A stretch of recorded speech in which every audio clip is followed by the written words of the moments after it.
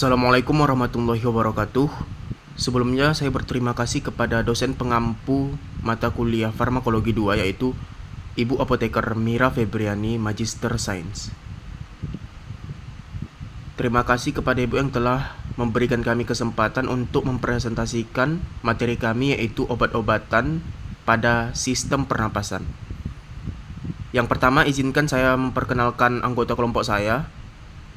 Yang pertama itu ada Muhammad Davareski dengan saya sendiri. Yang kedua ada Nadia Desti Budiman.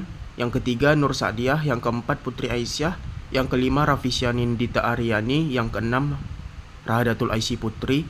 Yang ketujuh Rojatul Jannah. Dan yang kedelapan Wilda Aini. Adapun pokok pembahasan kami, yang pertama itu ada konsep sistem pernapasan.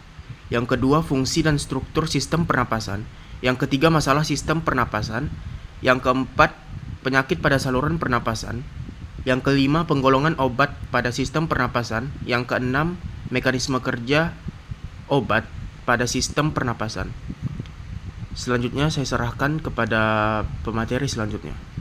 Baik, kita masuk ke dalam pembahasan materi yang pertama, yaitu apa itu sistem pernafasan. Pernafasan ialah proses keluar dan masuknya udara ke dalam dan keluar paru. Pernafasan ialah proses ganda, yaitu terjadinya pertukaran gas dalam jaringan atau yang disebut pernafasan dalam, dan yang terjadi di dalam paru-paru yaitu pernafasan luar.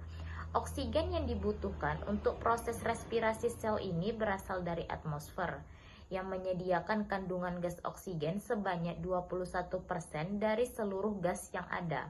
Oksigen masuk ke dalam tubuh melalui perantara alat pernafasan yang berada di luar.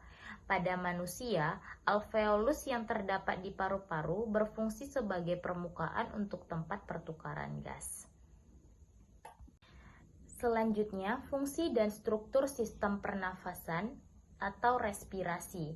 Respirasi ialah pertukaran gas, yaitu oksigen yang dibutuhkan tubuh untuk metabolisme sel dan karbon dioksida yang dihasilkan dari metabolisme tersebut dikeluarkan tubuh melalui paru. Paru-paru ialah organ pada sistem pernafasan dan berhubungan dengan sistem peredaran darah vertebrata yang bernafas dengan udara. Titik fungsinya adalah menukar oksigen dari udara dengan karbon dioksida dari darah. Titik prosesnya disebut pernafasan eksternal atau bernafas. Berdasarkan anatominya itu terbagi menjadi dua, yaitu saluran nafas bagian atas dan saluran nafas bagian bawah. Bagian atas itu terdiri dari rongga, hidung, faring, dan laring. Saluran nafas bagian bawah itu ada trakea, bronki, bronkioli, dan percabangannya sampai alveoli. Berdasarkan fungsionalnya sendiri itu terbagi menjadi dua, yaitu area konduksi. Sepanjang saluran nafas berakhir sampai bronkioli terminalis, tempat lewatnya udara pernafasan, membersihkan, melembabkan, dan menyamakan udara dengan suhu tubuh hidung, faring, trakea, bronkus, dan bronkiolus terminalis. Yang kedua itu area fungsionalnya atau respirasi, mulai bronkioli respiratori sampai alveoli, proses pertukaran udara dengan darah. Baik, untuk materi selanjutnya terlampir gambar struktur sistem pernafasan. Yang pertama yaitu ada rongga hidung, tempat masuknya udara pertama kali. Di sini udara akan disaring, kemudian dilembabkan dan dihangatkan. Kedua ada faring, persimpangan antara saluran pernafasan dan saluran pencernaan. Ketiga laring, mengandung pita suara dan berfungsi mengatur aliran udara ke trakea. Keempat, epiglotis, katup kecil yang mencegah makanan masuk ke saluran pernafasan saat menelan. Yang kelima, trakea atau batang tenggorokan, saluran utama yang membawa udara dari laring ke bronkus. Yang keenam, bronkus, yaitu cabang dari trakea yang menuju ke paru-paru kiri dan dari kanan. Yang ketujuh ada bronkiolus, cabang-cabang kecil dari bronkus yang membawa udara ke alveolus. Yang kedelapan yaitu alveolus, yaitu kantong udara kecil tempat terjadinya pertukaran gas oksigen dari karbon dioksida. Yang kesembilan paru-paru, organ utama pernafasan tempat terjadinya pertukaran gas. Yang ke-10 ada diafragma, otot yang memisahkan rongga dada dan rongga perut serta berperan penting dalam proses pernafasan. Yang terakhir yaitu mulut, jalur alternatif masuknya udara selain melalui hidung. Baik, adapun masalah sistem pernafasan. Yang pertama itu ada hipoksia, suatu keadaan di mana jaringan dan organ tubuh mengalami kekurangan oksigen secara fisiologis dibandingkan dengan kadar normalnya. Yang kedua itu ada hiperkapnia, yaitu kondisi meningkatnya karbon dioksida dalam tubuh sering disertai hipoksia, dapat memicu peningkatan napas dan menyebabkan asidosis atau tubuh menjadi lebih asam. Yang ketiga itu ada hipokapnia, keadaan di mana kadar karbon dioksida dalam darah menurun. Kondisi ini akan menyebabkan alkalosis, yaitu meningkatnya kadar basa atau bikarbonat dalam cairan tubuh akibat menurunnya kadar karbon dioksida. Kemudian masalah sistem pernapasan yang keempat, di sini ada asfiksia atau sufokasi, merupakan kondisi gabungan antara hipoksia dan hiperkapnia yang disebabkan oleh tidak memadainya proses ventilasi dari paru-paru atau pulmonar. Kemudian ada PPOK, singkatan dari penyakit paru obstruktif kronik, yaitu gangguan paru kronis seperti asma, bronkitis, efisema, dan penyakit akibat paparan zat berbahaya ya seperti asbes. Kemudian yang paling kita sering dengarkan yaitu ada TBC, yaitu tuberkulosis, adalah infeksi yang disebabkan oleh bakteri dan dapat menyerang berbagai jaringan tubuh, meskipun yang paling sering menyerang itu paru-paru.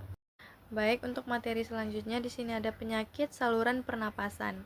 Di sini ada istilah KARA, yaitu chronic specific respiratory affection, yaitu mencakup berbagai gangguan pernapasan yang ditandai dengan obstruksi pada bronkus, penyumbatan pada bronkis yang menyebabkan sesak nafas. Faktor utamanya pada asma dan PPOK. Mekanisme penyumbatan bronkus itu asma dan PPOK disebabkan oleh yang pertama itu ada HRB, hiperreaktivitas bronkus, yaitu bronkus sangat sensitif dan mudah meradang. Yang kedua, di sini ada alergi, reaksi IgE terhadap alergen, yaitu penyempitan bronkus dan dahak. Yang ketiga itu infeksi saluran nafas, yaitu peradangan memperparah HRB dan resiko kekambuhannya.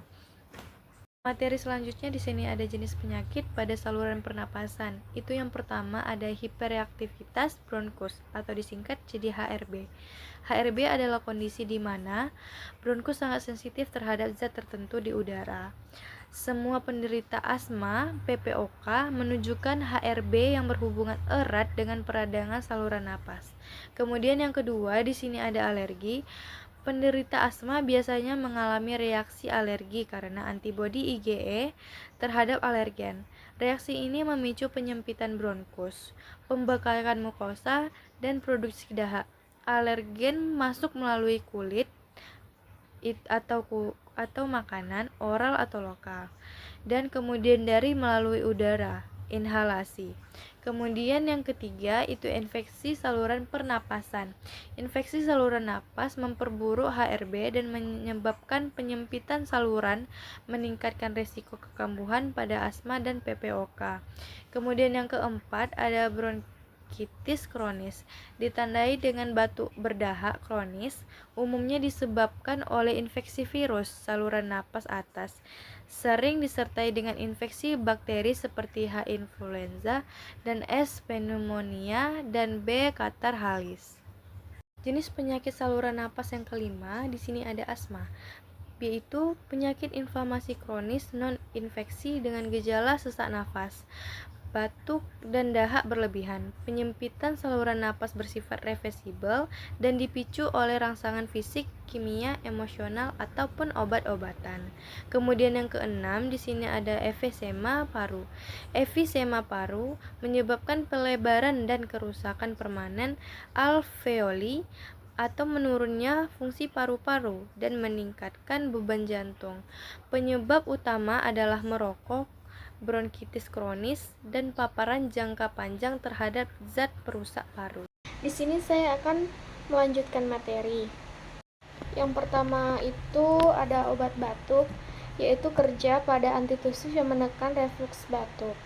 Indikasinya, obat antitusif digunakan untuk menekan refluks batuk pada batuk kering tidak produktif, terutama yang disebabkan oleh iritasi atau infeksi virus. Kontraindikasinya, yang pertama itu batuk produktif karena dapat menghambat pengeluaran dahak. Hipersensitivitas terhadap zat aktif. Anak-anak di bawah usia 2 tahun tergantung jenis zat aktifnya.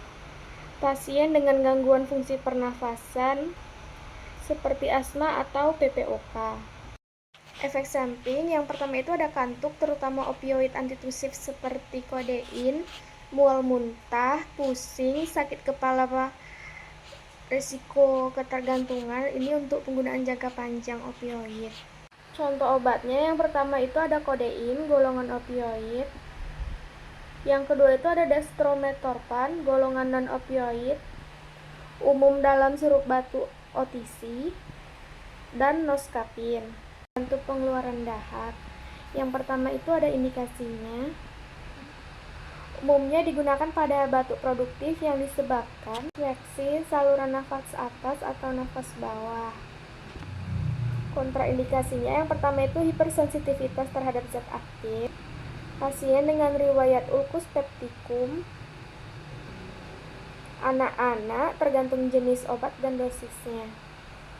Kemudian ada efek sampingnya, yang pertama mual, muntah, sakit kepala, reaksi alergi yaitu ruam atau gatal, sama iritasi lambung. Contoh obatnya ada guaifenesin, amonium klorid, dan kalium iodida. Pada obat batuk yang mukolitik ini untuk mengencerkan dahak sehingga mudah dikeluarkan. Indikasinya digunakan pada kondisi bronkitis kronis, PPOK, atau paru obstruktif lainnya. Kontraindikasi yang pertama hipersensitivitas terhadap zat aktif, tukak lambung, resiko iritasi.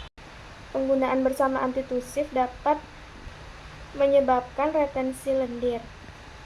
Efek sampingnya yaitu gangguan pencernaan seperti mual, diare, pusing, sakit kepala, reaksi alergi, dan bronkospasme. Contoh obatnya ada asetilsistein, ambroxol, dan karbosistein. Yang kedua obat bronkodilator dan anti-asma. Pada bronkodilator untuk melebarkan saluran nafas atau bronkus. Indikasinya obat ini digunakan untuk mengatasi serangan asma akut maupun sebagai terapi pemeliharaan penyakit paru obstruktif kronik atau PPOK. Kontraindikasinya hipersensitivitas terhadap zat aktif, gangguan jantung berat pada beberapa jenis, hipertiroidisme tidak terkontrol, riwayat kejang atau epilepsi. Kemudian efek sampingnya, yang pertama itu ada takikardia, yaitu denyut jantung lebih cepat, tremor atau gemetar, sakit kepala, hipokalemia, yaitu penurunan kadar kalium, dan insomnia. Contoh obatnya yang pertama ada salbutamol, salmeterol, ipratomium bromida, tiotropium, dan tiofilin. Baiklah, selanjutnya yaitu obat bronkodilator dan anti-asma, antiinflamasi untuk mengurangi peradangan saluran pernapasan. Indikasinya, obat antiinflamasi digunakan untuk mengontrol peradangan kronis saluran napas pada penderita asma sebagai terapi jangka panjang untuk mencegah kekambuhan. Kontraindikasinya, hipersensitivitas terhadap komponen obat, infeksi sistemik yang tidak diobati pada penggunaan kortikosteroid, tukak lambung aktif, kortikosteroid sistemik, dan gagal hati berat pada leukotrin antagonis. Yang ketiga itu ada efek sampingnya, kandidiasis oral pada kortikosteroid inhalasi, iritasi tenggorokan dan disfonia atau suara serak, gangguan hormonal dan metabolik pada kortikosteroid sistemik jangka panjang. Contoh obatnya yaitu ada budesonide, fluticasone, kortikosteroid inhalasi, prednison, methylprednisolone, kortikosteroid oral, montelukast dan savirlukast, antagonis reseptor leukotriene, dan cromolyn sodium yaitu stabilisator sel mas. Penggolongan obat pada sistem pernapasan yang selanjutnya yaitu anti-alergi untuk menghambat reaksi alergi yang memicu penyempitan saluran napas. Yang pertama indikasinya yaitu umumnya digunakan untuk asma alergik dan rinitis alergi seperti akibat debu, serbuk sari, atau bulu hewan. Kontraindikasinya hipersensitivitas terhadap zat aktif, kehamilan dan laktasi, glaukoma sudut sempit, pada antihistamin generasi pertama. Efek sampingnya sedasi, khusus antihistamin generasi pertama, mulut kering, gangguan konsentrasi, sakit kepala atau pusing. Contoh obatnya yaitu ada loratadin, cetirizine, fexofenadine itu untuk antihistamin generasi kedua, kemudian ada diphenhydramin dan chlorpheniramine antihistamin generasi pertama, kemudian ada omalizumab antibodi monoklonal anti IgE untuk asma alergik berat dan injeksi. Penggolongan obat pada sistem pernapasan yang selanjutnya itu ada obat kortikosteroid, inhalasi dan oral untuk mengendalikan peradangan kronis dan saluran pernapasan. Indikasinya, kortikosteroid inhalasi umumnya untuk pengobatan PPOK pada asma bronchial resisten, sedangkan kortikosteroid oral digunakan pada asma berat, PPOK akut, serta penyakit sistemik seperti lupus erythematosus sistemik, radang usus, dan reaksi alergi berat. Kontraindikasinya untuk kortikosteroid inhalasi, penggunaan harus dihindari pada pasien dengan infeksi saluran napas aktif atau tuberkulosis paru laten. Sedangkan pada kortikosteroid oral, kontraindikasi tukar lembu aktif, diabetes mellitus yang tidak terkontrol, hipertensi berat, osteoporosis berat, dan gangguan psikiatri berat. Efek sampingnya, kortikosteroid inhalasi yaitu kandidiasis oral atau infeksi jamur di mulut, disfonia atau suara serak, batuk, dan iritasi tenggorokan. Selanjutnya yaitu kortikosteroid oral, hiperglikemia dan peningkatan risiko diabetes, retensi natrium dan air, hipertensi, osteoporosis dan faktor tulang, gangguan mood, insomnia, euforia, depresi, bahkan psikosis, sindrom Cushing atau moon phase, buffalo hump, supresi adrenal. Baiklah, sekian materi dari saya serahkan kepada pemateri selanjutnya. Terima kasih. Baiklah, di sini saya akan membahas tentang penggolongan obat pada sistem pernapasan. Yang ketiga ada kortikosteroid, yaitu inhalasi dan oral untuk mengendalikan peradangan kronis saluran pernapasan. Contoh obatnya yang pertama ada kortikosteroid inhalasi, diantaranya ada beclomethasone dipropionat, ada budesonide, ada fluticasone propionat, ada mometasone furat, dan cyclesonide. Yang kedua ada kortikosteroid oral, diantaranya ada prednison, ada methylprednisolone, dexamethasone, dan hidrokortison. Selanjutnya ada obat nasal dekongestan, yaitu untuk menyempitkan pembuluh darah di mukosa hidung untuk meredakan sumbatan. Yang pertama indikasinya itu untuk mengatasi gejala kongesti hidung yang disebabkan oleh rintis akut, rintis alergi minuman, dan rintis non-alergi, sinusitis akut atau kronik, atitis media sebagai adjuvan sebelum prosedur diagnostik hidung, misalnya rinoskopi. Yang kedua ada kontraindikasinya yaitu hipersensitivitas terhadap zat aktif seperti oxymetazoline atau pseudoephedrine. Yang kedua ada hipertensi yang tidak terkontrol atau penyakit kardiovaskular berat. Lalu ada hipertiroidisme, glaukoma sudut sempit. Penggunaan bersama inhibitor monoamin oksidasa atau MAO dalam 14 hari terakhir dapat menyebabkan krisis hipertensi. Lalu kemudian pada anak-anak di bawah usia tertentu, biasanya kurang dari 6 tahun, beberapa dekongestan tidak direkomendasikan karena risiko efek sistemik. Kemudian ada efek sampingnya yaitu dekongestan topikal atau nasal atau tetes iritasi mukosa hidung, bersin, dan hidung terasa gatal, rintis medikamentosa, toleransi atau ketergantungan lokal terhadap efek vasokonstriktor. Selanjutnya untuk efek samping dekongestan oral yaitu ada insomnia, gelisah atau takikardia, peningkatan tekanan darah, sakit kepala, tremor, dan mual. Pada individu sensitif bisa menyebabkan palpitasi dan gangguan irama jantung. Kemudian ada contoh obat nasal dekongestan. Yang pertama, dekongestan topikal atau nasal spray atau tetes, yaitu ada oxymetazoline, contohnya Afrin, silometazoline, contohnya Otrivin, napazolin, dan phenylephrine. Lalu ada dekongestan oral atau sistemik, ada pseudoephedrine dan phenylephrine oral. Materi berikutnya ada mekanisme kerja obat sistem pernapasan. Yang pertama ada obat batuk, yaitu antitussive. Ya, contoh obatnya yaitu ada dextromethorphan dan kodein. Batuk non-produktif sering muncul akibat iritasi atau inflamasi saluran nafas bagian atas pasca infeksi. Refleks batuk dipicu oleh pusat batuk di medula. Antitussive seperti dextromethorphan bekerja dengan menekan pusat batuk tersebut tanpa menimbulkan efek euforia atau non-narkotik. Sedangkan kodein atau opioid juga menekan pusat batuk namun disertai resiko sedasi. Mekanisme ini menekan refleks batuk yang berlebihan akibat iritasi yang tidak lagi disertai produksi sputum.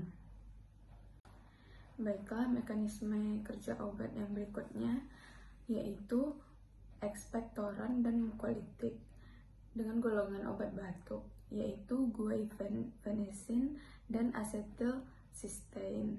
Pada infeksi saluran napas atau PPOK, mukus menjadi kental akibat peningkatan produksi mukoprotein dan dehidrasi mukus yang memperberat pembersihan saluran nafas. Guaifenesin meningkatkan sekresi saluran nafas sehingga mukus menjadi lebih encer dan mudah dikeluarkan melalui batuk. Nah, acetylcysteine memutuskan ikatan disulfida pada glikoprotein mukus, mengurangi viskositasnya. Kedua, membantu mengatasi hambatan jalan napas akibat sekresi tebal dan kental yang merupakan bagian dari patofisiologi penyakit ini. Baiklah, berikutnya ada bronkodilator, yaitu ada salbutamol, ipratropium, dan theophylline. Pada asma dan PPOK, saluran napas menyempit akibat peradangan dan peningkatan aktivitas saraf parasimpatis. Salbutamol mengaktifasi reseptor B2 sehingga otot polos relaksasi dan bronkus melebar. Ipratropium memblok reseptor muskarinik, mengurangi bronkokonstriksi akibat asetilkolin, efektif terutama pada PPOK. Theophylline menghambat fosfodiesterase, meningkatkan CAMP dan menyebabkan relaksasi bronkus. Baik, mekanisme selanjutnya itu ada bronkodilator, contohnya salbutamol, ipratropium, theophylline dengan jenis antialergika. Jadi obat antialergik ini seperti histamin dengan contohnya itu ada loratadin, cetirizine, kerjanya dengan memblokir reseptor H1 untuk menghambat efek histamin sehingga meredakan gejala alergi seperti bersin dan bronkonstriksi. Stabilisator sel mast mencegah pelepasan mediator alergi, lalu keduanya akan menghambat reaksi alergi pada asma dan rinitis alergi. Ketiga, ada mekanisme kortikosteroid inhalasi dan oral, yaitu kortikosteroid yang inhalasi ada budesonide, flucortison, yang untuk oralnya ada prednison. Obat ini adalah obat utama untuk mengatasi inflamasi kronis pada asma dan PPOK. Bekerja dengan cara menghambat gen proinflamasi dan meningkatkan protein antiinflamasi sehingga dapat mengurangi bronkokonstriksi, edema, dan produksi mukus. Inhalasi digunakan untuk kontrol jangka panjang, sedangkan dalam bentuk oral itu digunakan pada kondisi berat atau eksaserbasi. Yang keempat, obat nasal dekongestan seperti contohnya itu oxymetazoline, phenylephrine, dan pseudoephedrine untuk meredakan hidung tersumbat dengan menstimulasi reseptor alfa-1 yang menyebabkan vasokonstriksi pada mukosa hidung. Ini dapat mengurangi pembengkakan dan sekret sehingga saluran napas atas akan terbuka Untuk penggunaan lebih dari 3-5 hari dapat menyebabkan rinitis medikamentosa, yaitu efek rebound.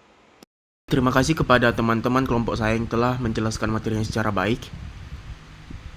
Di sini ada pun kesimpulan pada materi kami, yaitu sistem pernapasan merupakan komponen vital dalam tubuh manusia yang berperan dalam pertukaran gas oksigen dan karbon dioksida. Gangguan pada sistem ini, seperti asma, bronkitis, dan PPOK, memerlukan penanganan farmakologis yang tepat. Obat-obatan yang digunakan pada sistem pernapasan diklasifikasikan ke dalam beberapa golongan, seperti antitusif, ekspektoran, mukolitik, bronkidilator, kortikosteroid, antihistamin, dan nasal dekongestan. Tiap golongan ini memiliki mekanisme kerja indikasi, kontraindikasi, dan efek samping yang berbeda, sesuai dengan karakteristik dan patofisiologi penyakit yang ditangani. Baik, terima kasih. Baiklah, sekian presentasi dari kelompok kami. Apabila ada salah kata dari ucapan kami, mohonlah dimaafkan. Wabillahi taufiq wal hidayah. Assalamualaikum warahmatullahi wabarakatuh.